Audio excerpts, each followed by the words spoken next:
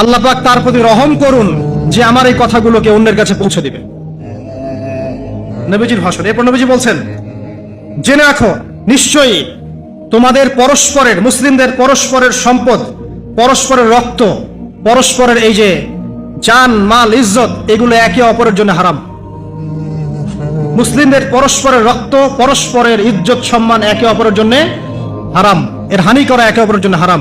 ঠিক যেমন আজকের এই দিন হারাম, এই শহর হারাম, এই মাসও হারাম।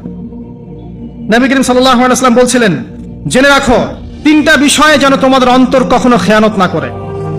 তিনটা বিষয়ে তোমাদের অন্তর যেন কখনো খেয়ানত না করে। এক, তোমরা যে কাজটাই করবা শুধু আল্লাহ পাকের সন্তুষ্টির জন্য করবে। তোমরা যে কাজই করবে শুধু আল্লাহর সন্তুষ্টির জন্য করবে। তোমাদের শাসক বর্গের কল্যাণ কামনা করবে, তোমাদের শাসক বর্গের কল্যাণ কামনা করবে। 3 নাম্বার, মুসলিমদের জামাতকে আঁকড়ে ধরে রাখবে, মুসলিমদের ইউনাইটেড কমিউনিটিকে আঁকড়ে ধরে থাকবে। এই তিনটা বিষয় পালনের ক্ষেত্রে তোমাদের অন্তর যেন খেয়ানত না করে। এদিন সূর্য ঢলে যাওয়ার পরে নবী সাল্লাল্লাহু আলাইহি ওয়াসাল্লাম আরো বললেন, শুনে রাখো হে মানব জাতি, এটা ভালো করে শোনেন, শুনে রাখো হে মানব জাতি, নিশ্চয়ই আমি মুহাম্মদ সাল্লাল্লাহু আলাইহি ওয়াসাল্লাম জাহেলি যুগের যত কুপ্রথা আছে সমস্ত কুপ্রথাকে আমার পায়ের তলে পিষ্ট করে গেলাম। জাহেলি যুগে কি ছিল ভাই?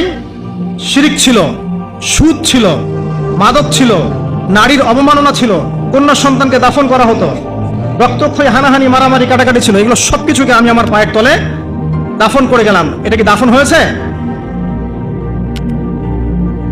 তিনি বলছেন, নিশ্চয়ই আমি জাহেলি যুগের সুদকে আমার পায়ে তলে পিষ্ট করে যাচ্ছি। সর্বপ্রথম যার সুদ আমি পিষ্ট করছি তিনি হচ্ছেন আব্বাস ইবনে আব্দুল মুত্তালিব, আমার চাচার সুদ। নিজের পরিবার থেকে দৃষ্টান্ত স্থাপন করলেন।